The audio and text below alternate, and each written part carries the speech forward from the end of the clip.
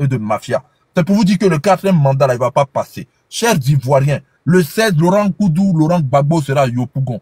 On veut vous voir nombreux. Si vous voulez même chanter, on va installer Gbagbo, petit Moshi, rentre chez toi là. Chanter la musique là. Parce que les Moshi eux-mêmes, ils savent de qui on parle. Il faut arrêter de... Non. Mais je sais qu'il n'est pas Moshi. Mais Tania, tu sais qu'en Côte d'Ivoire là, on met non sur tout. Nigériens, comment on appelle Nigériens? On ne les appelle pas les Ibo ou bien les Anango. C'est pas ce qu'on dit des Nigériens? Arrête. Les Boda. Voilà. Non, mais c'est pour te dire. Non, Tania, c'est ce que je t'explique. C'est-à-dire, on met non sur des choses. Mais est-ce que tu as déjà vu un Ivoirien aller voir un Burkinabé pour lui dire rentre chez toi? Si le gouverneur de la République a des vidéos où on entend un Ivoirien aller voir un Burkinabé de rentrer chez lui, il n'a qu'à dire. Parce que nous, on n'a jamais vu ça. Mais les Burkinabés, là, qui sont pour Blaise Compaoré, qui sont réfugiés en Côte d'Ivoire, on va vous sortir de votre trou. On va vous livrer à IB. Vous allez partir lui répondre là-bas. Donc, si vous êtes rentré dans notre armée, pour venir déstabiliser les pays de l'AES, on n'est pas avec vous. Okay. Voilà. Donc, donne-moi 2 minutes. Ouais, m'arrête là. Lorobi, attends une seconde, je vais répondre à... Maman Anastasie était fait descendre, tu bugs depuis. Je vais répondre à une question. Il y a Janine qui demande le GAFI c'est quoi? Parce qu'on dirait que les gens ne savent pas le GAFI c'est quoi. Le GAFI c'est le groupe d'action financière. C'est une organisation intergouvernementale d'élaboration de politiques de l'objectif et d'établir les normes internationales et de développer et promouvoir la politique nationale et internationale de lutte contre le blanchiment des capitaux et le financement des touristes. Au fait c'est plus géré par l'Union européenne. Et le 6 juin, je crois, attends, c'est le 6 juin, non. En tout cas, en juin, là, en octobre passé, on était sur la liste grise. Et la liste grise, on devait respecter certains normes. Voilà, à cause du Hezbollah, à cause de la drogue, à cause du blanchiment d'argent, tout ce qui se passe en Côte d'Ivoire. Parce que depuis ce gouvernement arrivé, on est devenu la plaque tournante de la drogue, la plaque tournante du blanchiment d'argent, la plaque tournante du Hezbollah. Puisque oui, les Libanais qui sont en Côte d'Ivoire, la plupart, ce sont les gens du Hezbollah. Oui, qui vont faire la guerre à Israël. Là. Ce sont eux. À cause de ça, Israël les a bombardés. Donc, ils fuient au lieu de partir chez les parents iraniens, irakiens qui sont à côté d'eux. Hein. C'est en Côte d'Ivoire, ils viennent pour nous créer des problèmes. Et ils ont leurs trucs chez eux. Les trucs chez eux. J'ai fait plusieurs. Si vous voulez, j'ai fait un live là-dessus encore cette semaine pour qu'on puisse en reparler. Parce que, voilà, le FBI en mai passé, à cause d'eux, le FBI était en Côte d'Ivoire. À cause de certains Libanais, hommes d'affaires, et même les gens de la mosquée. Oui, puisque la mosquée à Makori, c'est là-bas ils font les réunions du Hezbollah. Les gens disent que non, c'est un groupe armé qui défend le Liban, c'est pas terroriste. Tant qu'ils disent c'est terroriste, nous on dit c'est terroriste. Puisque les enfants qui sont dans le Sahel, nous on les appelle terreau. Pourquoi eux on va pas les appeler terreau? Donc en octobre, ils nous ont mis sur la liste grise par rapport à ça. Blanchiment de capitaux et financement du terrorisme. Parce que qui vient travailler l'argent là, qui s'en va au truc là, au Liban, pour financer, payer les armes du Hezbollah là, ça quitte en Côte d'Ivoire, c'est-à-dire Guinée, Sénégal, les Libanais de la sous-région là, ils envoient l'argent en Côte d'Ivoire et c'est de la Côte d'Ivoire que ça quitte pour partir au Liban. Vous avez bien compris. Donc, si la liste grise, on devait respecter certaines normes qu'on n'a pas pu respecter parce qu'on a un gouvernement de détourneurs. On a un gouvernement de blanchiment d'argent. Oui, ils mettent les Libanais. Les Libanais que vous voyez mettre devant les affaires, ce n'est pas que les Libanais. C'est des sociétés fictives créées par des membres du gouvernement, des ministres. Et ils mettent les Libanais devant. Exemple, photocopie et puis qui là ont été attrapés il y a quelques mois en France. Il y a un Libanais qui a été attrapé en France. Ils sont partis dans un truc, le Libanais, les zombies, les sociétés, les quoi, c'est pour photocopier, votre ministre de la Défense et puis un autre ministre là. Les sociétés écran, merci Impact. Donc, le FBI a dû venir en Côte d'Ivoire en mai passé pour venir faire une enquête sur certains Libanais hommes d'affaires que j'ai cité les noms. Amédée Kouakou, merci Ali. Et qu'ils ont fini de faire l'enquête, dès qu'ils sont partis en juin, on est tombé sur la liste noire du GAFI. Donc, ceux qui sentent ça actuellement, ce sont les banques et les hommes d'affaires. Parce qu'on est restructuré sur certains virements. Si tu es à l'extérieur du pays, que tu veux envoyer certaines sommes en Côte d'Ivoire, ça te crée problème. Parce qu'on est sur la liste noire du GAFI. Même les investitions, on n'aura pas. Et Ado, il s'en fiche parce qu'il s'en bientôt. Il nous a mis dans un gros merdier. Lui et son gouvernement, ils ont bien assez la Côte d'Ivoire. À vous de conclure. Vas-y, Lorobi, prends ta motion et puis on va écouter Soleil. Ah bah non, ça fait une heure là. Attendez, je voulais dire un mot pour descendre là. Vous allez dire le mot. Je vais descendre tout de suite là. Tania, je voulais, c'est ce que Black disait tout à l'heure là, par rapport à les réfugiés qui quittent de partout là pour venir envahir la Côte d'Ivoire. Je voulais dire tout simplement que ça fait partie de les plans de, comment on appelle, la blanchissement de la Côte d'Ivoire. Là. Mais ACR dit qu'ils sont partis, ils vont partir, non? Tu n'as pas entendu ça? Ceux qui ont dit qu'il faut faire maison de réfugiés au nord là. Il y a un communiqué qui était sorti qui devait partir en fin du mois, en fin d'année là. Ah bon? Je peux faire live dessus. C'est quel réfugié ça? Les maisons qui sont au nord là, à Bouna là? Les réfugiés qui prennent comme argument ceux du Burkina Faso, on sait que c'est les parents terreaux là qui sont là-bas là. Ils vont partir à la fin. ACA a fait sortir un communiqué qui s'en vont, je crois en novembre. En tout cas, d'ici fin de l'année, ils quittent la Côte d'Ivoire. Mais est-ce que c'est des dessus? Mais c'est pas des réfugiés. Hein? C'est pas des réfugiés burkinabés au fait qui sont là-bas. Mais vas-y. Voilà, donc ils s'en vont, ils n'ont qu'à rester. Bon, ils ne savent pas ça sert à quoi. On ne doit même pas. Bon, si tu veux, hein, tu peux faire un live dessus. Sinon, pour moi, ce sont des terreaux qui sont logés là-bas. Voilà, moi, je ne veux pas parler des réfugiés. Moi, on sait, toi et moi, nous tous, nous savons. Ils savent, nous tous, on sait. Mais ce que HCR, ils ont pris pour faire comme argument, HCR dit qu'ils s'en vont. Depuis quand on construit des maisons pour des réfugiés? C'est la première fois dans l'histoire. Moi, je n'ai jamais vu ça. Construire des maisons en dur pour des réfugiés, mais ça, c'est des réfugiés. Hein? Quand on dit réfugiés, là, c'est-à-dire, on va tout faire pour mettre la paix. On va tout faire pour mettre la paix dans le pays où ils sont quittés pour venir, pour qu'ils puissent se retourner rapidement. Donc, on ne construit pas des maisons en dur pour des réfugiés, tu vois. C'est-à-dire, tout ce qui se passe en Côte d'Ivoire, c'est ce que la Côte d'Ivoire a vécu avant l'indépendance. On est retourné encore au temps colonial. C'est ça là qui est la triste réalité aujourd'hui. Hein. On préfère ramasser les Nigériens là, les non-parents des Niger là, les mettre dans le cas, soit disant que voilà, ils donnent pas bonne image à la Côte d'Ivoire. On les balance, on préfère accueillir les... Voilà la triste réalité des Noirs. L'homme noir maltraite l'homme noir déteste l'homme noir vilipende l'homme noir.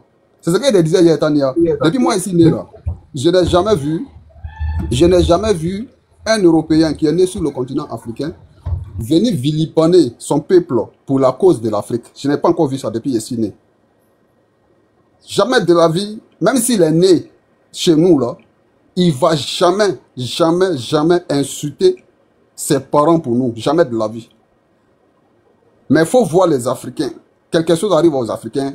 C'est les mêmes Africains qui vont venir insulter les frères africains pour la cause d'un autre continent.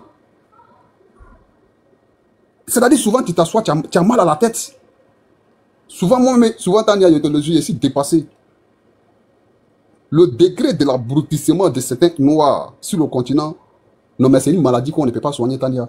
Je vous jure sur tout ce que je cherche dans ma vie. Souvent, moi, je m'assois, je réfléchis, je dis, mais est-ce qu'on va s'en sortir? Regardez l'affaire des bébés noirs qui s'est passée ici. Il y a une négresse qui a pris cette affaire-là. C'est-à-dire, si tu la vois taper sur les noirs, tu vas dire que, mais est-ce que celle-là s'est regardée d'abord dans le miroir avant de venir? Souvent, je suis dépassé. Souvent, on est dépassé de leur mentalité, de leur comportement. L'homme noir a un sérieux problème. Nous devons faire très attention. Pour moi, les étrangers, là, ce n'est pas les noirs. C'est-à-dire, l'homme noir même doit arrêter d'appeler son frère étranger. Si on pouvait le faire comme les Européens, ici, là, il n'y a pas de mot étranger. Moi, j'ai vu en Europe ici, là, je n'entends jamais le mot étranger dans mon oreille. Voici des exemples que nous, les Africains, on doit adapter. Nous combattons ceux qui sont nos ennemis. Mais on a un comportement, Maman Tania, si on ne fait pas attention, le blanchiment de l'Afrique de l'Ouest là va venir de la Côte d'Ivoire. Je répète, hein, si on s'amuse, le blanchiment de l'Afrique de l'Ouest là va venir de la Côte d'Ivoire. La Côte d'Ivoire était d'autres mers, dans le temps de victoire d'Yaka. Mais ça a commencé au truc, non, Mauritanie, non? Exactement. La Mauritanie déjà est sur la main. Ils voulaient prendre le nord du Mali. Si ni n'était l'arrivée des 5 colonels aujourd'hui, 5 généraux aujourd'hui qui sont au pouvoir, Assimi Goïta et ses amis, ils voulaient faire monter un drapeau là-bas, c'est-à-dire créer un État dans un État. Et regardez aujourd'hui à Abidjan, les maisons qui sont là-bas, Montagna. Quand vous regardez les constructions là, des logements ce soir, vous pensez qu'ils vont donner ça aux Ivoiriens? Vous pensez que cette maison-là, les Ivoiriens vont habiter dedans? À la Riviera 4, là, il y a maison milliard. Il dit, les logements sociaux que vous voyez là, les Ivoiriens, vous qui êtes en Côte d'Ivoire là, mais eux-mêmes, ils savent déjà. Les maisons là sont là, les Ivoiriens dorment sur le pont. Les maisons là sont là, les Ivoiriens dorment au cimetière. Ça veut dire que ce n'est pas construit pour eux. Olinga est parti tout dernièrement aux États-Unis, il est revenu. Parmi tous ces présidents, c'est lui qui a accepté que les Palestiniens viennent chez lui. Les Palestiniens, dans pas longtemps, ils vont commencer à voir les Palestiniens. Ils ont négocié avec 3 pays. Le Tchad a refusé. Le Tchad faisait partie. Le Congo faisait partie. Mais je me suis posé la question. Le Rwanda, le Congo, ils ont accepté. Oui. J'ai dit, mais voici un pays qui est en guerre. On veut prendre les réfugiés pour venir déposer dans un pays qui est en guerre. Si ce n'est pas le blanchiment de l'Afrique, là, qu'est-ce qu'on cherche là? Mais les Africains ne comprennent pas. Souvent, tu as mal à la tête. Et nous, nos problèmes, là, c'est entre nous. On a la force quand il s'agit d'entre nous. Alors que le plus grand danger, Tania, ici, là, c'est ceux-là qui sont en train de venir nous remplacer aujourd'hui. Parce que moi, j'ai vécu ces personnes-là. On les a fréquentés. Ils n'habitent pas avec les gens. On a toujours répété ça. Tant de Félix Houphouët-Boigny, là. Les Marocains avaient demandé un quartier à Yopougon, qu'on appelle aujourd'hui le quartier Maroc. Ils avaient demandé ça au président Félix Houphouët-Boigny. Houphouët a dit non, je ne peux pas vous donner un quartier. Il y a bruit de l'enfant, ça va couper le live. Merci beaucoup. Le président Félix Houphouët-Boigny avait dit à l'époque, non, je ne peux pas vous donner un quartier spécialement quartier Maroc, parce que vous n'aimez pas habiter avec les Noirs. Donc si je vous donne un quartier qui va s'appeler quartier Maroc, vous allez habiter là-bas, les Ivoiriens ne pourront pas habiter avec vous. Donc Houphouët n'a pas accepté. Houphouët n'a pas donné ce quartier-là à des Libanais et aux Marocains à l'époque. Donc le quartier Maroc à Yopougon là, voici l'histoire du quartier Maroc, ceux qui ne le savent pas. C'est là est venu le nom des quartiers Maroc, juste à côté de Ananéré Carrefour Oasis. Donc c'est pour vous dire que, ici que le prix danger là, ce n'est pas nos frères noirs. Le prix danger, parce que on peut habiter avec eux, on peut manger avec eux, on peut travailler avec eux, on peut se marier même entre nous. Mais est-ce que ceux qui sont en train de venir là, pour blanchir la Côte d'Ivoire là, est-ce que c'est le cas? Regardez même les enfants. Ils ne vont pas dans la même école avec nos enfants. Ils ne prient pas dans les mêmes églises avec nous. Ils ne prient pas dans les mêmes mosquées avec nous. Mais comment on va laisser ça aller s'attaquer entre nous? Africains, Africaines, il est temps pour nous de comprendre ce qui est en train de se passer. La transformation de nos enfants aujourd'hui, Maman Tania, est-ce que tu vois depuis que tu es là, tu as déjà vu un enfant Woubi libanais en Côte d'Ivoire? Est-ce que tu as déjà vu les Marocains, quel est enfant Woubi en Côte d'Ivoire? Cependant, c'est nous, nos enfants là. Non, ils ont envoyé là. Oui, ils ont envoyé là. Ils ont envoyé là. Est-ce que tu vois les enfants? Non, Tania, le problème c'est quoi? C'est nos enfants qui sont là aujourd'hui. C'est nos enfants qui sont étalés aujourd'hui. C'est nos enfants qui sont publiés aujourd'hui. Moi, depuis que je regarde les vidéos là, concernant la Côte d'Ivoire, je n'ai pas encore vu les enfants blancs là, en train de faire ce genre de bêtises. Voilà, c'est les enfants ivoiriens, c'est les enfants noirs. Donc c'est pour vous dire tout simplement que, et ils peuvent venir avec ça, mais les enfants ne pratiqueront pas. C'est que les enfants noirs, arabes, soubis en France, la Maman Tania, si elle te dit que les enfants blancs là, ne faut pas partir, est-ce que tu peux croire?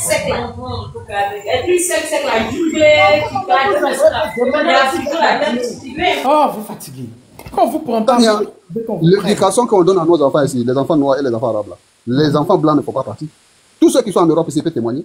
L'éducation, même l'éducation sexuelle à partir de 5 ans pour montrer à les enfants ici là. Tu ne vas jamais voir les enfants des blancs dedans. Voilà. C'est nous, nos enfants.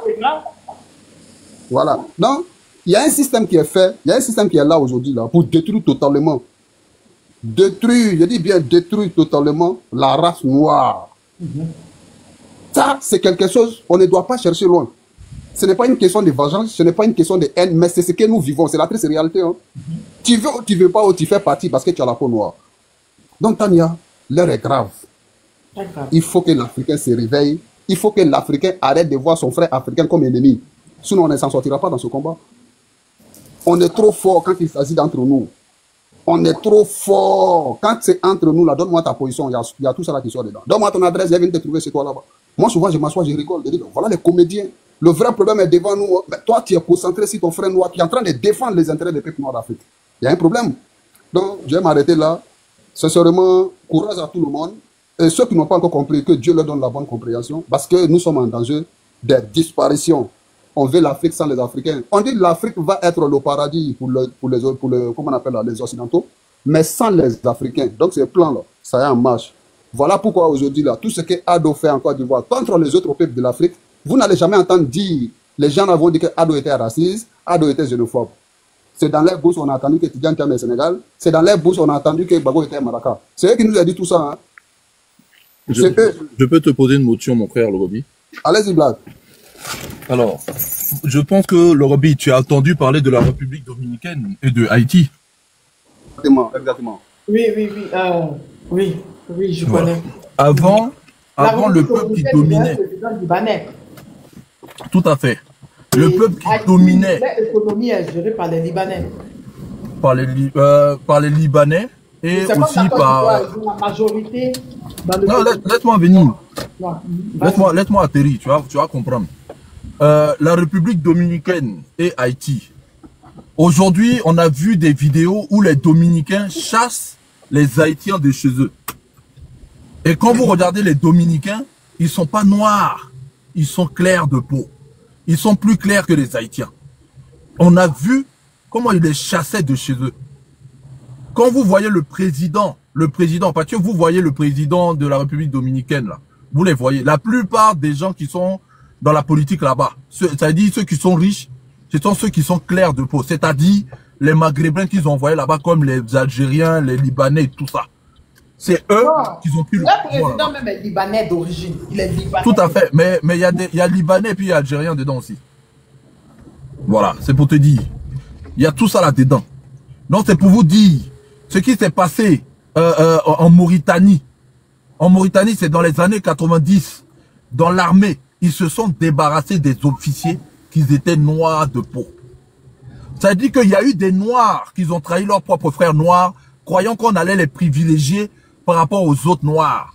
Ces mêmes noirs ont fini par découvrir la réalité. Qui s'étaient devenus riches dans un monde qui était peuplé des gens qui étaient plus clairs qu'eux et qui étaient plus puissants qu'eux. Donc ce message s'adresse à tous ces noirs qui sont en train de s'allier aux Libanais et tout ça pour vouloir se débarrasser de leurs propres frères ou pour faire mal à leurs propres frères. Ça dit que vous allez être riches, ils vont vous donner de l'argent, mais ils vont devenir plus nombreux que vous. Ils vont devenir plus puissants que vous. Et là, vous n'allez plus peser. Et là, un jour, ils vont vous dire, mais merci de nous avoir rendu service, mais on n'a plus besoin de toi. En ce moment-là, toi, tu vas vouloir te retourner vers tes frères. Mais malheureusement, tu as trahi tes frères. Tes frères sont devenus impuissants. Et c'est eux qui sont devenus nombreux. Et ils vont se débarrasser de tes petits-enfants. L'histoire qu'on est en train de vous dire, c'est pas aujourd'hui. Ça s'est fait petit à petit en République dominicaine. Et regardez les Haïtiens aujourd'hui, comment ils sont en train de souffrir. Les gens pensent que ce sont les Haïtiens. Mais ce ne sont pas les Haïtiens. C'est des étrangers qu'on a mélangés parmi les Haïtiens, qui sont venus gérer leur économie. C'est eux qui mettent les Haïtiens à genoux. Au Sénégal, les Sénégalais ont pris le devant. Un Libanais ne peut pas mal parler à un Sénégalais.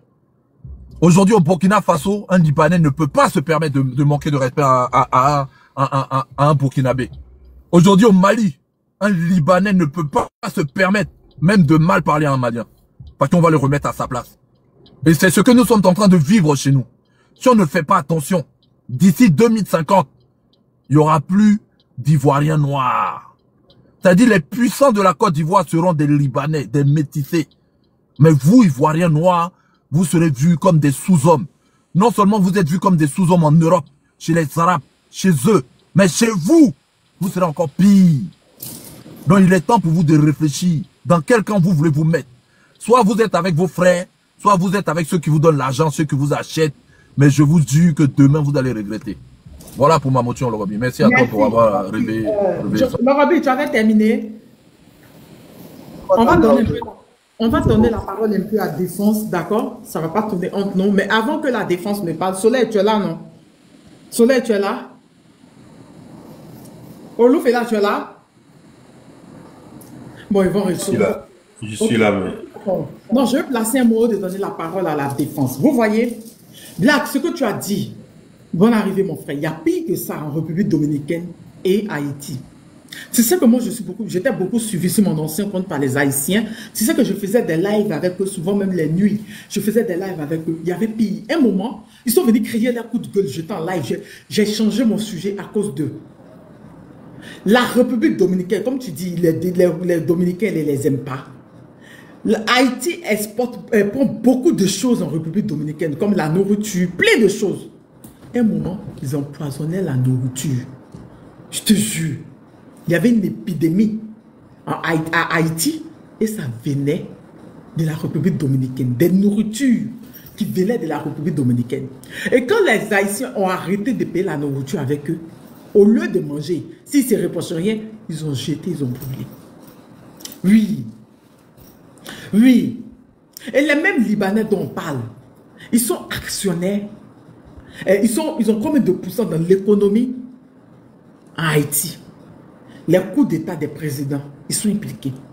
Ce qui se passe actuellement en Haïti avec les groupes armés, ils sont impliqués. Ils sont impliqués dans la politique haïtienne. Oui. Un jour, l'année passée, quand je parlais des Libanais, il y a des Haïtiens qui sont montés pour me dire, Tania, si vous ne faites pas attention, vous serez comme Haïti.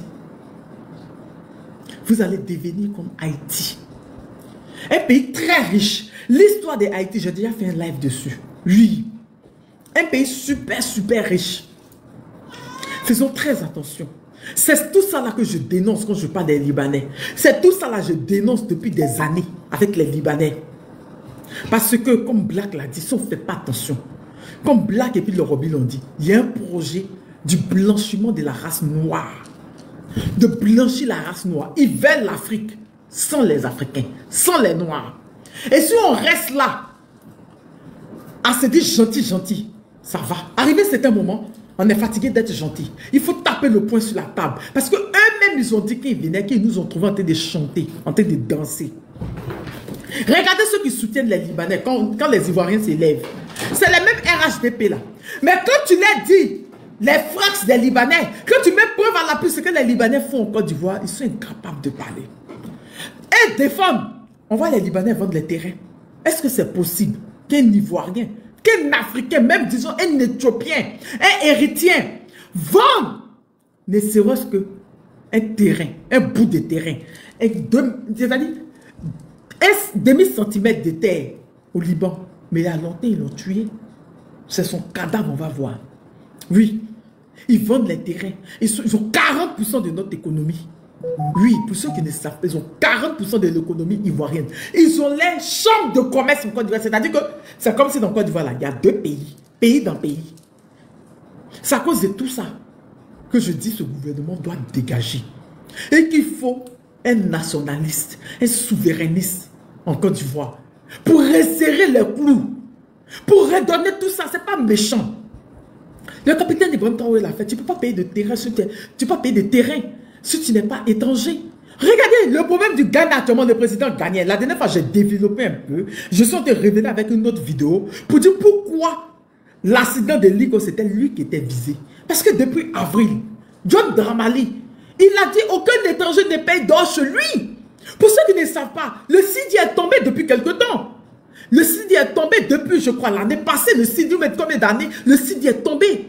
Et pour rehausser, pour relever le Sidi, pour relever leur monnaie, il faut de l'or. On a vu sur le général anglais, le capitaine Ibrahim Traoré, à cause de l'or du Burkina. Il faut de l'or.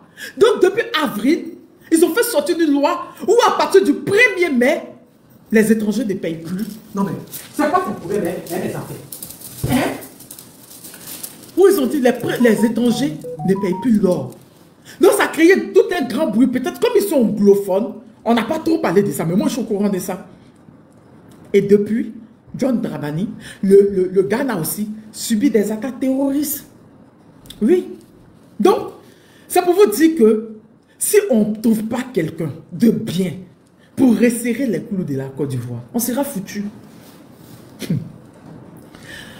Je suis ami à la fille d'un ancien grand ministre qui est décédé. Écoutez-moi très bien, en Côte d'Ivoire. Son père a été tué à cause de cette histoire des Libanais. Il y a eu un coup d'État raté dans les années passées. Il a été tué à cause de ça. Pour ceux qui connaissent l'histoire de la Côte d'Ivoire, ils vont savoir de qui je parlais. C'était un ministre de l'Intérieur. Il est tenté de faire, lui sa mort, il est tenté de faire où les étrangers ne peuvent pas avoir quelque chose, les Libanais ne peuvent pas avoir, comment on appelle ça, genre en Chine, tu ne peux pas avoir une entreprise, une activité tant qu'il n'y a pas quelqu'un du pays là-dedans. C'est ce qu'il est tenté de faire. Il est mort à cause de ça. Il y a eu un coup d'État manqué. Lui, sa mort, on n'a rien compris. C'était un ancien ministre, c'était un ministre de l'Intérieur. En ce moment, il était ministre de l'Intérieur. Il est tenté de faire ça. Ce dont je vous parle là, sa fille m'a montré les documents, preuve à l'appui. Oui, c'est ce qu'il est tenté de faire. Tu ne peux pas faire une activité, tu ne peux pas faire quelque chose sans que un Ivoirien ne soit impliqué dedans. Il est tenté de faire. Le coup d'État manqué, ils l'ont tué comme ça. En Côte d'Ivoire, c'est un ancien ministre qui a été tué d'un gouvernement passé, un ancien ministre de l'Intérieur. Quand je dis ministre de l'Intérieur, pour ceux qui savent, ils doivent savoir de qui je parle. On va écouter la défense. Mais Kava, tu veux me mettre en problème d'air? Mais Kava. Merci, merci. Tu veux me mettre en problème, mais il y a mon désir aussi. Merci beaucoup, Tania. J'ai beaucoup patienté, mais je pense que ça a été aussi avec un grand bonheur parce que j'ai écouté beaucoup de choses. Et je tenais aussi à te dire merci parce que j'étais en bas à l'introduction de ton live, le développement et tout. J'ai écouté, j'ai vraiment apprécié. J'ai vraiment apprécié. Quand j'ai décidé de faire ma masterclass, c'était en temps la défense. Ouais, ta master, j'ai vraiment aimé. Donc, j'ai décidé vraiment de monter. C'est ma première fois sur ton panel. Mais moi, je ne serai pas trop long. Je vais aller dans la thématique. Je vais directement aller dans la thématique par rapport à tout ce que tu as dit dans ton introduction. Vas-y. Moi, je pense qu'aujourd'hui, voilà, je pense que l'opportunité de la victoire est à celui qui attaque. Aujourd'hui, nous sommes dans une position où je suis sûr, par rapport à la détermination du peuple ivoirien, nous allons avoir bien de causes et nous aurons la victoire. Voilà, aujourd'hui, on parle des marches et tout. Mais ce qui est arrivé à un certain moment, ça ne sera plus des marches, ça sera une désobéissance civile où on ne va plus reconnaître le pouvoir en place et ça sera comme ça sera. Il y a un micro destiné, ouais, merci. Et tu as parlé aussi des personnes qui se vantent par rapport, voilà, qui se vantent, qui se font passer pour des Goliaths de Côte d'Ivoire, disant que oui, c'est eux les plus forts et tout. C'est ce qui a été ton introduction. Effectivement, et c'est ce que nous tous on constate. C'est qu'ils oublient la rébellion, ils ont eu à faire la rébellion. Nous, on a vu la rébellion en Syrie qui a duré 3 jours. 3 jours de rébellion. Et Bachar al-Assad, il a fui le pouvoir. Comparé à une rébellion qui a duré 10 ans à la tête d'un pays, où il a fallu, comment dirais-je, l'armée française pour venir les aider. C'est bien dommage qu'on se promène sur les panels pour se faire passer pour des personnes qui sont des Goliaths. Quand tu te fais passer pour un Goliath, tu expliques aux gens que tu es un Goliath. Il faut leur expliquer aussi que Goliath a eu son moment fort et il a eu son moment où il a été battu par un petit David. Et c'est là qu'il est tombé. Il faut lui dire ça. Donc, chaque chose a son temps. On a vu pendant la rébellion nos forces de sécurité et de défense qui ont été mises dans des embuscades où les rebelles se font habiller par des habits de l'ONUCI, croyant que c'est les ONUCI et puis ils prennent nos armées en embuscade. Il y a des commandants de l'armée qui ont mis nos forces de défense et de sécurité dans les guet-tampons. Tout le monde l'a vu. Il est le chef des armées, il envoie comment dire sa troupe quelque part là-bas et puis il dit aux rebelles ils sont là-bas et puis on tombe sur lui. On a vu à la RTI, non loin de la RTI, comment des rebelles qui étaient habillés en tenue de ONUCI, qui disaient Agigidon de ONUCI, qui disaient Agigidon de ONUCI, qui disaient Agigidon de ONUCI, qui disaient Agigidoni. Nous tous on a vu et que dans les villages, dans les campements, les femmes enceintes, les enfants qui sont innocents, c'est-à-dire qui sont sans défense, qui sont dans leur forêt là-bas, dans leur village. Quand on rentre dans des villages, on brûle les villages, on les garde. On ne vient pas pour se vanter, pour se traiter des hommes forts. Quand tu crois que tu es fort, il faut affronter celui qui est, c'est-à-dire avec qui tu peux te battre. C'est-à-dire qui a la même force que toi. Il a arme, tu as arme, vous vous battez. Quand tu gagnes, on dit que tu es fort. Tu ne peux pas rentrer dans un village, trouver des innocents qui ne sont pas armés.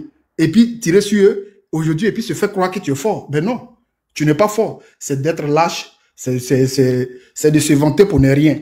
Donc, en tout cas, moi, c'est que je vais dire, comment dirais-je, l'arrestation de Gbagbo. Tu as posé une question que j'ai aimée dans ton introduction où tu as demandé l'avion qui bombardait la résidence de Gbagbo, là. Est-ce que c'était l'avion des rebelles? Qu'ils viennent nous répondre. On veut savoir si c'était l'avion des rebelles ou bien si c'était pour les Français. Donc, si c'était pour les Français, c'est qu'ils reconnaissent au moins que c'est les Français qui ont fait le travail. Vous voyez, bon, ça ne sert à rien de se vanter d'être des personnes des plus fortes. Nul n'a le monopole de la violence. Je pense que, comment dirais-je, la civilisation peut faire la différence entre eux et nous. Peut-être être à l'état brut et puis être un peu à l'état moderne. Donc, ça peut être une petite différence. Sinon, ils n'ont pas que le monopole de la violence. Parce qu'ils ne sont pas en fer, nous, on n'est pas en chair. C'est le même sang qui coule dans nos veines. Quand tu viens taper quelqu'un, de toute façon, ça lui fait mal. Là. Quand il va te taper aussi, c'est comme ça va te faire mal. Donc, qu'il arrête un peu de se vanter, de se taper la patrie. Ça ne fait peur à personne. Ça nous fait plus peur. Voilà, parce que face à une dictature, la révolution est de droit. Donc, cette révolution, nous allons la mener jusqu'à ce que nous ayons bien de cause.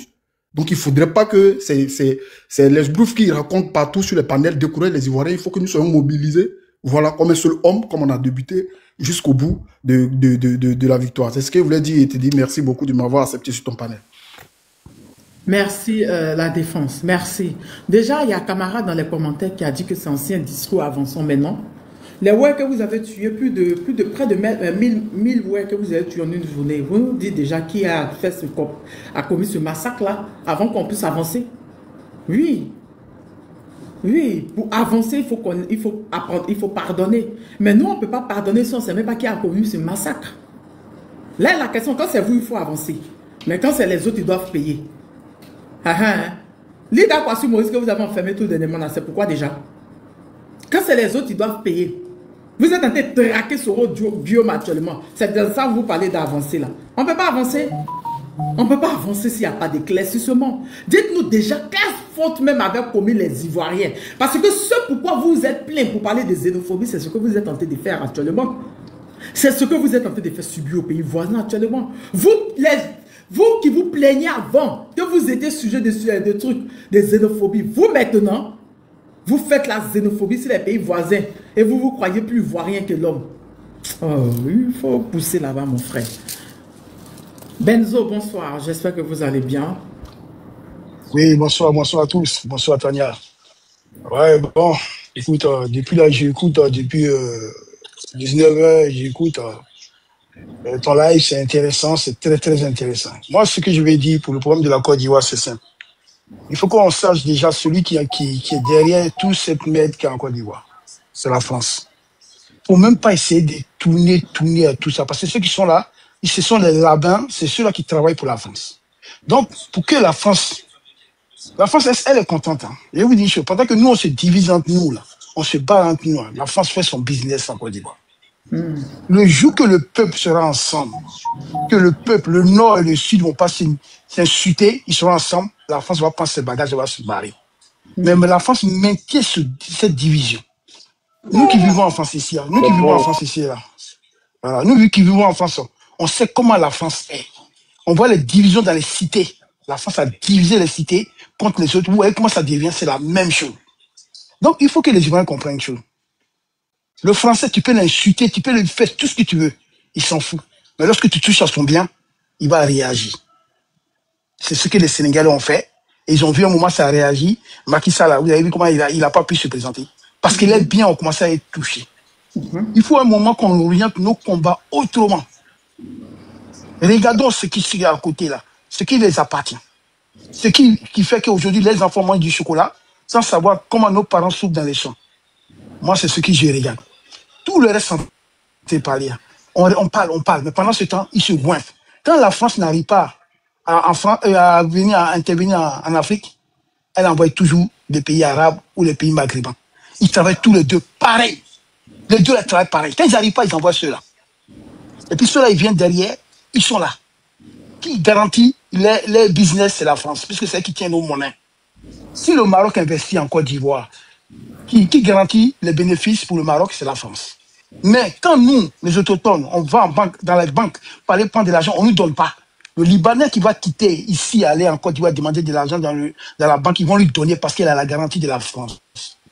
Donc, voilà le danger. Il faut qu'on comprenne d'abord où va notre économie. Combien de tonnes d'or qui sortent chaque année, nous sommes vendus à combien? Et qui garde ça chez elle? Tania, c'est là qu'on doit regarder. Où ça fait mal. Parce que le cacao café, là, c'est vrai, nous sommes premiers, on crie sur le monde entier les premiers. Mais qui sait combien de tonnes sortent chaque année? Quelle monnaie ça donne? Quelle monnaie on vend dans le monde? La monnaie internationale, c'est le dollar. Pourquoi on a le CFA? Pourquoi on n'a rien? On parle des BCA, OCDA, ça c'est des banques, c'est des succursales de la Banque de France. Donc, moi, ce que je vais dire, le combat là, il faut qu'on l'oriente autrement. Autrement. Parce que là, Aujourd'hui, on apprend que le bouffon de France, il est en route pour venir à Paris. Et quand il vient à Paris, il va faire un séjour à l'hôpital américain pour se faire dialyser. Et de là, pour aller se reposer en Mogin. On a fait des manifestations ici à Paris. On a fait l'AR, on a fait Belgique, on a fait du bruit partout. Ils ont libéré Laurent Gbagbo. Pourquoi pas aller foutre la merde à Nice, à Mogin, sur les riches? Draman va dégager, parce que les riches, ils n'aiment pas le bruit. Si c'est ce qu'on va le chasser à Mogin là-bas, vous allez voir, il va fuir. Il va fuir, parce que les riches là-bas, là, ils n'aiment pas du bruit. Comme elle a dit, voilà ce qui se passe. Donc, le nouveau combat là, on doit l'orienter autrement. Les manifestations là, on ne doit plus faire ça. On va aller où il est. Il était un moment à l'ambassade Victor Hugo. Là-bas, ça chauffait. La Dream Team, les dit, ils ont fait du bruit, il a quitté là, il a fui, maintenant il est parti à Montjean. Il faut qu'on aille chez les riches, à Nice. C'est là-bas là, qu'on doit aller faire le bruit. Et les riches là-bas, là, ils vont lui dire, hey, jeune homme, on en a marre de toi, pour quitter. Tu le connais, ils n'aiment pas le bruit. Ils vont lui dire quitter, il va partir. Donc, il faut qu'on le chasse partout où il est. S'il vient à chaque fois en France, on fait des manifestations, on ne fait pas, on le laisse venir.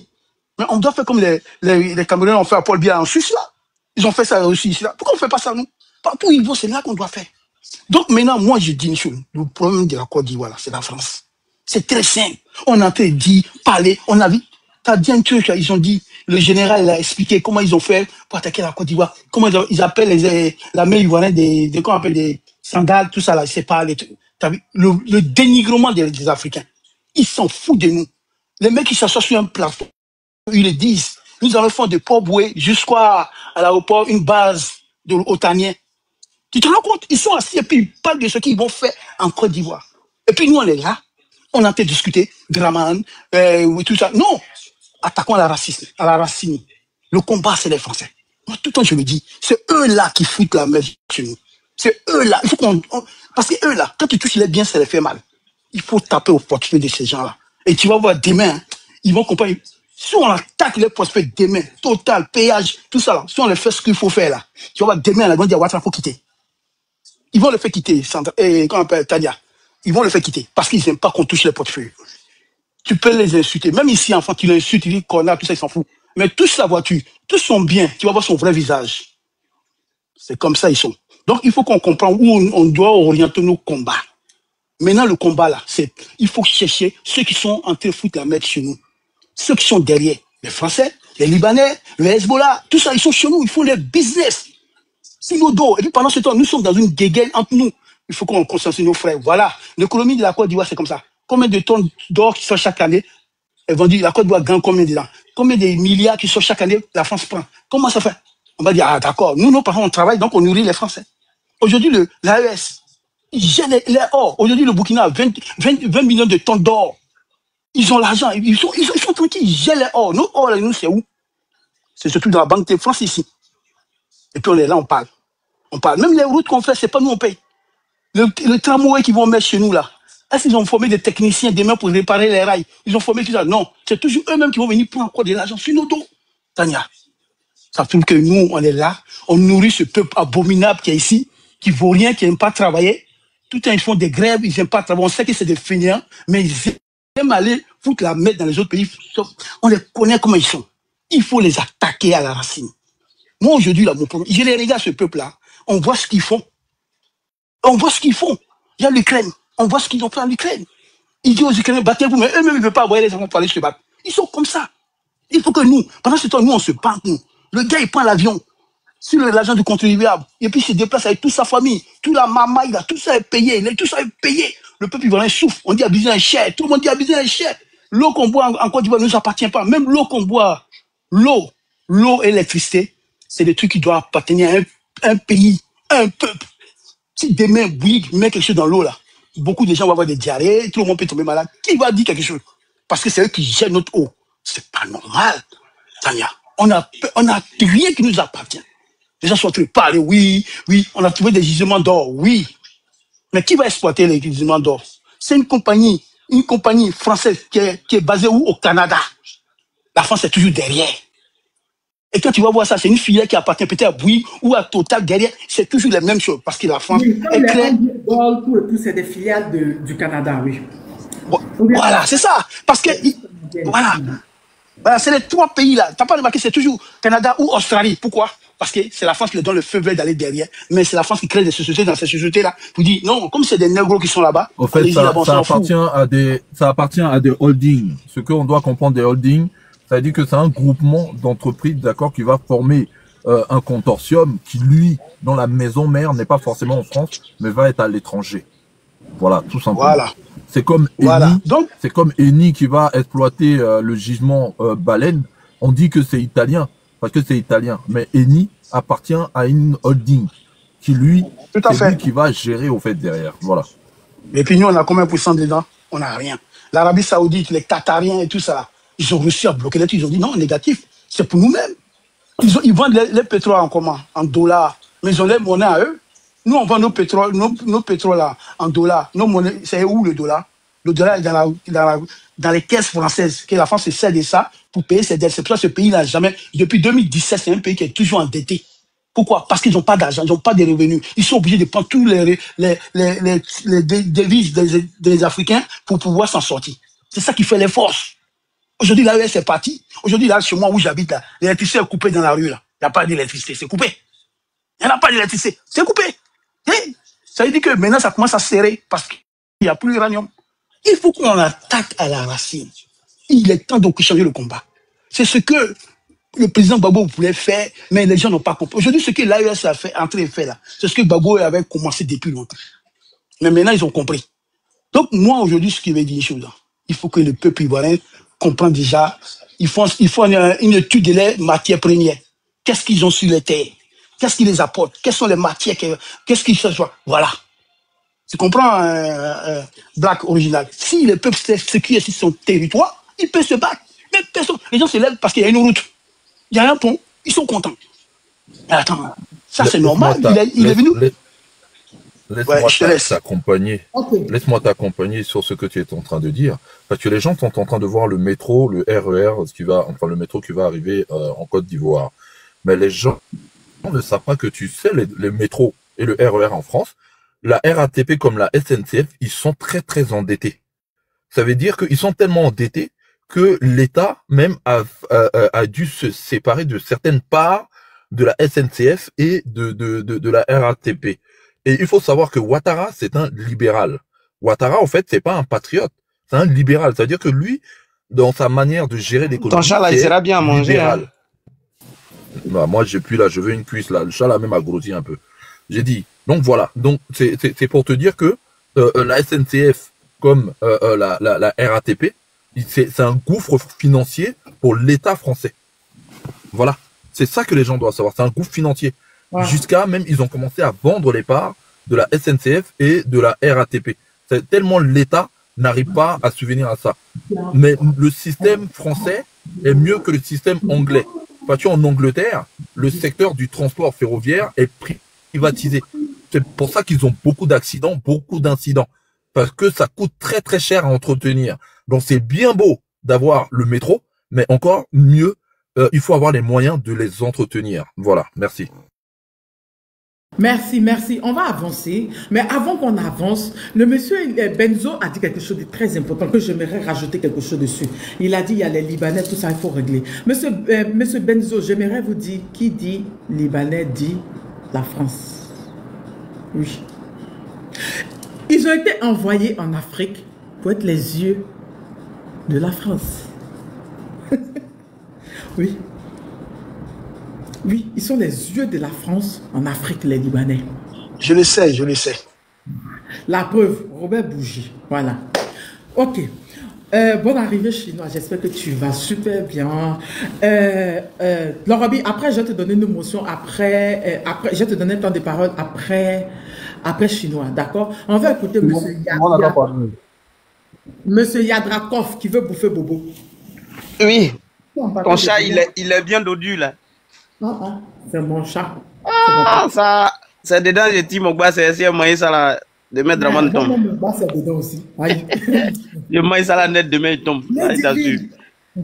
Allez-y. Je vous ai pris en cours, je ne sais pas la thématique est spécialement sur quoi. Bon, bonsoir à tous, Black. On va commencer sur le Olufela, Logobi, tout le monde chinois. Salut à vous. J'ai fait des masterclass sur le RHDP qui n'est rien sans la France. D'accord. Quand on a développé, on parlait des problèmes de la Côte d'Ivoire, économique. Non, mais déjà même ce que les autres frères étaient en train de dire, j'écoutais avec passion et j'avais même pas envie de choses. J'ai failli même descendre pour aller m'asseoir et puis les écouter comme d'habitude. Mais vraiment, je vais dans la même veine que, hein, je suis en train de réfléchir, j'ai dit, mais le combat, c'est parce que on le prend, on s'est pas encore organisé, c'est pas structuré. Qu'est-ce que je dis? Nos anciens militaires qui sont patriotes ivoiriens n'ont qu'à commencer à s'organiser de leur côté. Nos techniciens qui sont bons en informatique n'ont qu'à commencer à s'organiser de leur côté. Parce que M. Ouattara a bien truffé de caméras et autres. Comment brouiller les caméras? Oui, parce que le combat sera à plusieurs échelles. Ça sera à plusieurs échelles et je souhaiterais que déjà, on commence à trouver de bons informaticiens, commencer à s'organiser. Ceux qui ont fait l'armée n'ont qu'à commencer à organiser le côté armé. Ceux qui sont en industrie, comme on est en train de dire, n'ont qu'à commencer à organiser. Quand nous allons prendre le pouvoir, quel serait le programme de démantèlement de la France-Afrique dans notre pays, surtout la monnaie, comme vous êtes en train de le dire. Et ça, c'est le problème crucial. Vous voyez que dès que l'uranium saute des mains de la France, comme le frère est en train de le dire, il y a une bonne partie de la France aujourd'hui qui est dans le noir. Ça veut tout dire. Ça veut tout dire que l'uranium du Niger était pillé. Quasiment, le Niger ne gagnait rien. Elle n'avait même pas de centrale pour pouvoir elle-même se mettre, avoir du courant chez elle, mais pendant que la France était illuminée jour et nuit et elle avait la bombe nucléaire. Mais dès que ils ont dit, bon, ça suffit, vous avez vu qu'aujourd'hui, la France est dans les problèmes. Donc, simplement, moi, ce que je suis en train de dire, je rejoins tous mes frères compatriotes. Le niveau de la Côte d'Ivoire, je pense que le gros problème qu'on a, c'est qu'il y a un problème de leadership. Et nous, la jeune génération, on ne doit même pas rentrer dedans parce que nous, notre problème, c'est pas une question de leadership, mais c'est une question de survie. Nos aînés ont cristallisé l'atmosphère politique depuis plus de 30 ans. On est resté dans l'ombre d'un certain nombre de personnes qui ont été Laurent Gbagbo, qui a une ligne que nous la connaissons bien, qui a une vision de libération, de souveraineté, d'aider le pays à se relever. Donc, automatiquement, beaucoup se reconnaissent en lui. Par contre, ceux qui sont en face, effectivement, comme l'autre parlait du capitalisme, mais le capitalisme ne peut pas arranger un pays comme la Côte d'Ivoire aujourd'hui. Donc, les défis du moment aujourd'hui sont en train de nous amener aujourd'hui à comprendre que la ligne de Laurent Gbagbo, il a posé les fondamentaux. Mais nous, la jeune génération, si nous ne prenons pas ce combat à bras le corps, je pense qu'on va échouer. Parce qu'on est en train de faire le jeu de l'Occident. Regardez simplement. Quand vous voyez un procureur de la République venir sur une chaîne et dire que Petit Mossi, aujourd'hui, peut être passif de prison, ça commence déjà à rentrer. C'est que déjà, le pied, on a posé le pied sur quelque chose. Le pire dans tout ce qu'il a dit là, moi j'ai trouvé pire, il a dit c'est raciste. Voilà. Et que c'est des propos xénophobes. Et même le xénophobe, même il n'arrive même pas à prononcer, il dit xénophobe. Allez-y voir la vidéo, vous allez, moi j'ai tellement ri quand je... Bon, vous voyez que nous les plus jeunes, ce que nous devrons comprendre dans cette affaire, c'est qu'on n'est pas loin de sortir. Si vous voyez, ils sont en train de tituber, ils sont en train de faire tout ça aujourd'hui sur les plateaux télé. Même regardez, le contribuable ivoirien aujourd'hui prélève de l'argent sur les factures RTI, la télévision, la chaîne nationale. Mais quand on présentait la marche, je vous assure qu'ils ont coupé le son. Ça veut tout dire. Ça veut dire que la marche de l'opposition aujourd'hui, qu'on devrait présenter aux yeux du monde, les gens étaient obligés de couper le son pour le présenter au monde. Mais qu'est-ce qu'on entend si vous présentez les images, on ne sait pas de quoi il s'agit. Celui qui est de l'autre côté du monde, comment il saura qu'il y a eu quelque chose en Côte d'Ivoire? Parce que l'objectif, c'est de ramener les gens dans le même cycle de 2010 où les informations ne sont pas passées. Mais Dieu merci, les réseaux sociaux aujourd'hui vont très vite aujourd'hui, la technologie a évolué. Alors, moi, j'encourage tout le monde déjà, Tania, tout le monde, le travail que chacun fait de son côté. Commençons à nous organiser de part et d'autre.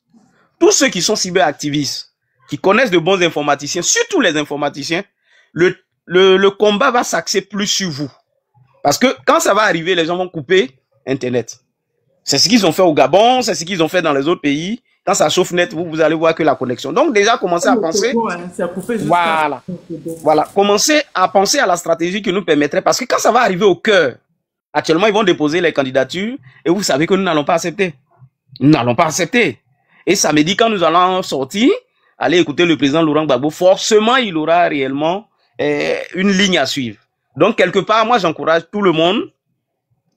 Monsieur Dramane Ouattara et sa clique. Tout le monde sait que la fin n'est pas loin. Mais à nous de savoir tenir le bon bout. Et je pense que la victoire n'est pas loin. Donc, je vais m'arrêter là pour ne pas monopoliser. Voilà, je vous suis.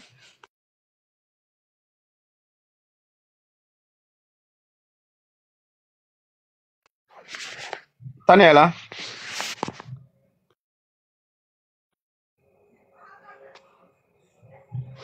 Vous m'entendez?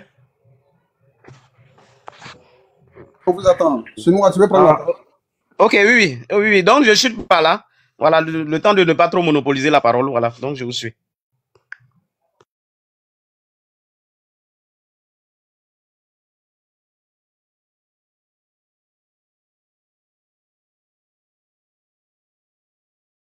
Chinois, tu peux parler, hein, chinois. Bonsoir, chers frères et sœurs. Olufela, salut, Lagobi, Black Original, ça fait un bail. Yandrakov, salut tout le monde. Aigle Royal, bonsoir, salut, très chère sœur. Bonsoir, désolé, j'étais parti changer, enlever le pantalon. C'est pas grave. Désolé, je suis en pantalon. J'espère que tu vas bien. Je vais bien, et toi, tu vas bien? Voilà. Très bien. Merci. Écoute, quand le combat devient intense, c'est le côté mystique qui rentre en jeu. D'accord. Là, ça t'écoute, Souleymane. Vas-y, on t'écoute. Tu sais, alors, tu vois un peu de quoi on parle, non? Oui, je sais. Bien sûr, je sais. Ok. Valala, coupe ton micro. Non, mais descends. Digi. Teyaka, Digi. Vas-y. Je ne vais pas être long. Je vais dire une ou deux choses. Je vais m'adresser directement aux frères et sœurs panafricains, au peuple ivoirien, à tous les Africains qui veulent vraiment la liberté et non la pitié. C'est à ceux-là que je vais m'adresser. Chers frères et sœurs, je crois que le moment de faire beaucoup d'analyses est passé. Ça fait de longs mois qu'on était en train de vous dire que les tirs au but vont se jouer en Côte d'Ivoire. C'est pas la prolongation. C'est-à-dire la prolongation est terminée. Les tirs au but vont se jouer en Côte d'Ivoire. Actuellement, chaque coach est en train de discuter avec ses tireurs de pénalty. Ils sont en train de déstresser un peu. Ils essayent de parler entre eux. Et puis, il va choisir ses tireurs. Parfois même, le coach pose la question à ses joueurs, qui est sûr qu'il va marquer? Et puis les gens se désignent entre eux. C'est à ça que nous sommes arrivés. Et quand je dis ça, je ne m'adresse pas uniquement aux Ivoiriens. Je m'adresse à tous ceux qui pensent que les Africains doivent se libérer du colon. C'est à tous ceux-là que je m'adresse. Parce que le problème de la Côte d'Ivoire, on le voit. Mais de la solution de la Côte d'Ivoire dépend la résolution du problème togolais. De la solution de ce problème en Côte d'Ivoire dépend le troisième mandat de Patrice Talon. De la solution du problème en Côte d'Ivoire dépend la stabilité de l'AES. La Côte d'Ivoire, c'est la capitale de la France-Afrique. Et ça a toujours été ainsi. On a vu, quand les Français, eux-mêmes qui ont installé leur gouvernement, se lèvent et puis ils commencent à se dédire, ils font comme s'ils sont en train de trahir leur propre secret, mais c'est parce qu'ils savent l'enjeu de ce qui se prépare en Côte d'Ivoire. Demandez aux Ivoiriens, ceux qui vivent en Côte d'Ivoire, là, posez-leur la question. Comment se comporte le secteur industriel actuellement? Tout est en berne. Tout est en berne. Tous les industriels, tous les grands patrons qui ont des sociétés industrielles en Côte d'Ivoire, là, posez la question à ceux qui travaillent avec eux. Il n'y a pas de grosses commandes. Quand on pose la question à ces gens-là, ils disent après les élections, après les élections, après les élections, il n'y a plus de marché, il n'y a rien, tout est au ralenti, il n'y a rien. C'est les petits trucs qui étaient déjà passés là que les gens essaient d'exécuter, les petits entretiens, mais ils attendent tous. Demandez aux gens qui vivent en Côte d'Ivoire, ils vont vous le dire. Voilà. C'est parce qu'ils savent ce qui arrive. Ils savent. C'est pas 2015. C'est pas 2020. On dit le digne fils de l'Afrique, le Tchénik Banani de l'Afrique, celui-là même pour qui Jésus avait dit, je vais, mais je reviendrai, il est de retour. Jésus a dit que je vais revenir. Quand je vais venir, je viendrai chez vous comme le voleur dans la nuit. Beaucoup ne vont pas me reconnaître. Pour vous qui êtes les chrétiens là, le voilà, il est revenu. Vous ne l'avez pas reconnu, mais il est là. C'est celui-là même, l'imbrûlé. L'homme qui est ressorti des bombardements. L'homme qui est sorti du bunker vivant, sain et sauf, sans égratignure. Celui-là même qui a fait la prison de Korogo. La prison de ses pays ennemis, mais qui en est sorti vivant. Qui est allé, qui a été déporté, qui a été envoyé à la prison du colon, sur instruction de Nicolas Sarkozy, comme Tania vient de le présenter, qui a donné des instructions fermes, même à la justice internationale, de maintenir celui-là là-bas, pour ne plus jamais qu'il revienne. Mais il est revenu en Côte d'Ivoire, il est retourné en Afrique. Parce que tout simplement, les dignes fils d'Afrique, les dignes filles d'Afrique ont crié à leurs ancêtres, et la volonté des Africains dignes s'est exaucée. Celui-là, il est de retour, il est en Côte d'Ivoire. Le simple nom de cette personne-là fait trembler ceux qui se sont crus longtemps indéboulonnables. Ceux qui se sont crus longtemps des maîtres de l'Afrique. Ceux-là même qui ont tout le temps dit qu'ils ont tout bouclé. Le seul nom de ce monsieur appelé Laurent Gbagbo fait peur à ces gens-là. C'est de ça qu'il s'agit. Chers frères et sœurs, et c'est ce Laurent Gbagbo là qui appelle les gens à sortir le 16, aller à Figayo, prendre part au meeting qu'il va animer. Mais que donneriez-vous pour voir un messie, pour voir un vrai leader, pour voir un grand leader, un grand maître, un grand chef, un très grand leader, un très grand guide s'adresser à vous directement? Ne vous faites pas raconter l'événement. Ne vous faites pas raconter l'événement. Actuellement, là, chaque instant que vous passerez à une manifestation ou à un rendez-vous de Laurent Gbagbo, dites-vous que c'est un bonheur inestimable que vous avez vécu. Parce que les gens ne vous ont pas raconté. C'est vous qui allez raconter ça demain. C'est de ça qu'il s'agit. Parce qu'en réalité, Laurent Gbagbo, c'est pas lui qui est le but. Laurent Gbagbo n'est pas l'objectif. Laurent Gbagbo est le cheval que nous, jeunesse africaine, montons pour pouvoir combattre le colon. Laurent Gbagbo est notre cheval de bataille. Parce qu'on sait que ce cheval-là, il connaît le terrain sur lequel on va se battre. Ce cheval-là a passé plus de 40 ans sur ce terrain-là. Il maîtrise tous les recoins de ce terrain sur lequel le colon nous envoie pour mener ce combat-là. Le colon a choisi le terrain sur lequel il veut qu'on se batte. Nous, on n'a jamais fait ce terrain-là. Mais notre cheval, qui est un réel cheval, un cheval aguerri, bien dressé pour les batailles difficiles, pour les combats difficiles. Le cheval-là, il a été forgé lui-même sur le champ de bataille. Depuis son enfance, il a été préparé pour ça. Toute sa vie a été bataille sur bataille. Il connaît le terrain. Alors pourquoi avons-nous peur? Nous ne devons pas avoir peur parce que nous sommes en de bonnes mains. Laurent Gbagbo, c'est notre cheval. On ne se bat pas pour lui. D'accord? On se bat avec lui, mais on se bat surtout pour nous, à travers lui. C'est de ça qu'il s'agit. Donc lui, il nous appelle. Il a fini sa vie. Aujourd'hui, quand Laurent Gbagbo parle, il est plus proche des souvenirs que de l'avenir. S'il parle, c'est pour parler de ses souvenirs, ce qu'il a fait en 92, ce qu'il a fait en 85, ce qu'il a fait en 88, ce qu'il a fait en 2000, pour ceux qui sont plus récents. Mais c'est nous qui devons parler d'avenir. Quand on parle d'avenir, là, c'est nous.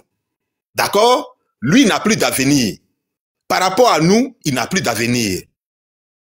Il décide de continuer encore ce combat-là, malgré tout ce qu'il a subi, au lieu d'aller s'asseoir et puis bouffer toute sa pension, tout ce qu'on lui donne, parce qu'il a été chef d'État et tous les privilèges auxquels il a droit, au lieu d'aller s'asseoir avec sa femme, raconter les petites histoires et puis profiter de ses derniers jours. Lui, il revient sur le terrain, c'est parce que lui-même là, il est conscient de la mission qui lui a été confiée par l'Éternel Dieu lui-même et de la mission qui lui a été confiée pour laquelle les ancêtres sont toujours avec lui. Et c'est pour ça que depuis il n'a pas perdu la vie, il est là, parce qu'il a une mission à accomplir. Alors, nous qui sommes de cette époque, pendant que lui il est encore vivant là, on fait quoi? Est-ce que nous allons nous asseoir, attendre que tout nous tombe du ciel? Le pain ne tombe plus du ciel. Les miracles que vous lisez dans la Bible là, où le pain quittait le ciel pour tomber, c'est fini. Parce que même Jésus lui-même là, quand il a fini de multiplier ses poissons, il est parti là. Il n'y a pas quelqu'un qui a continué ça après lui. D'accord? Donc c'est nous-mêmes qui devons prendre notre destin en main. Chers frères et sœurs, je vais vous dire que le combat dont il s'agit, ne perdez pas de vue la France. D'accord? Tout à l'heure, la sœur Tania a présenté la situation. Beaucoup sont intervenus. Ils ont parlé de RHDP. Sans la France, RHDP n'est rien. Oui, moi, je suis bien content de l'entendre. Mais donc, on reconnaît que RHDP, là, ils ont réussi à avoir leur allié. Ils ont soudé leur derrière, qui est la France. Mais nous, maintenant, nous qui ne voulons plus de ce régime-là, c'est qui est notre allié? Qui est notre derrière? Qui soude notre derrière? Et je veux dire à travers cela, à tous ceux qui donnent l'impression d'être avec nous, les panafricains, les souverainistes d'Afrique. Je vais parler à la Russie, je vais parler à tous ces pays du BRICS qui donnent l'impression aux Africains qu'ils sont avec les Africains. C'est le moment de montrer réellement votre engagement aux côtés des Africains. C'est de ça qu'il s'agit.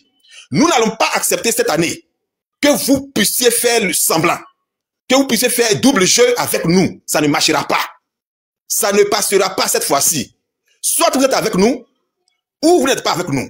Et si vous êtes avec nous, votre puissance, votre soutien doit être à la hauteur du soutien qu'apporte la France à ce régime-là. C'est de ça qu'il s'agit. Comme ça, vous les puissances, vous allez équilibrer vos forces entre les puissances. Et nous qui sommes sur le terrain là, on va aussi se tester. D'accord? On va prendre nos températures mutuellement. Nous allons attacher le même pagne. On va nager dans les mêmes marigots. C'est de ça qu'il s'agit. Mais ne restez pas là-bas.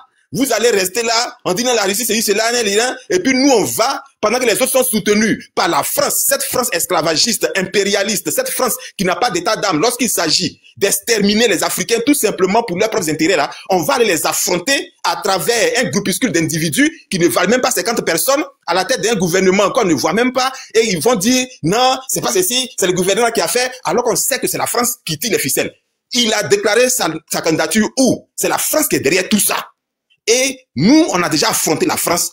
Les Tania l'ont dit tout à l'heure. Depuis les années 2000, dès que Gbagbo a pris le pouvoir, on a affronté la France jusqu'à 10 ans après. Jusqu'aujourd'hui encore, nous sommes dessus. Mais si jusqu'aujourd'hui, nous n'avons pas encore eu la victoire finale, c'est parce qu'en réalité, nous n'avons pas eu d'alliés à la hauteur, sinon à la dimension de la France derrière nous aussi. C'est de ça qu'il s'agit. Sinon, le combat sur le terrain en interne, là, nous l'avons gagné. On s'est battu. Malgré tous les autres pays de la CEDEAO étaient contre les Ivoiriens, mais nous avons résisté.